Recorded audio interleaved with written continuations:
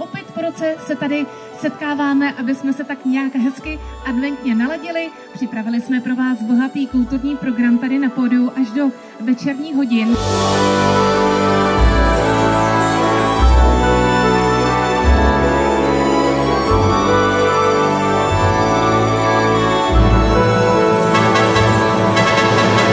Spoluobčané, milí návštěvníci třebechovických trhů, dovolte mi, abych vás přivítal v Třebechovicích, abych vás přivítal na Masarykově náměstí a užijte si to všichni a přeju vám krásný předvánoční čas. Děkuji za pozornost.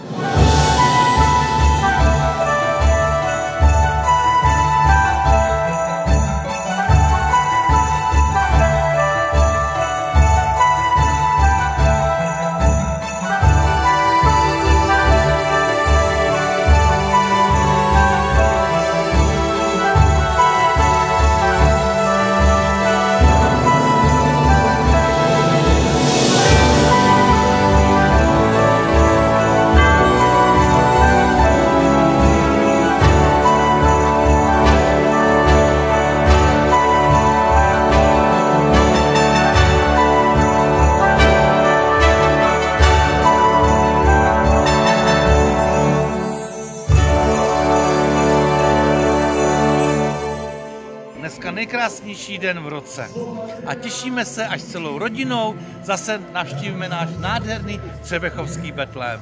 Je to tady fantazie, ty lidi jsou fakt přátelský a ty stánky neskuteční. Chlebový placky tady z Gruzie, no, fantazie, užívám si to. V Třebechovicích zpívám asi od svých 17 let, třeba s Big Bandem jsem tady byl asi 5krát, tak je to pro mě takový napůl taky lehce domovská scéna, jako úplně jako vzdáleně sice, ale takže to znamená pro mě hodně a jsem nervózní, ale těším se moc. A už jsem dostal dokonce dárek, takže moc krát děkuju.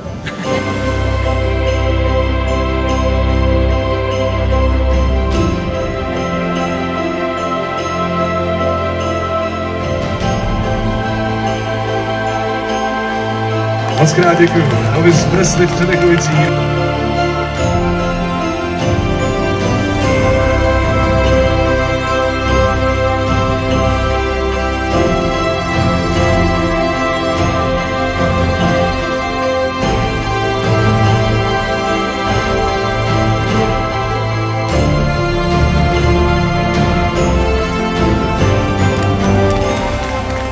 Děkujeme moc.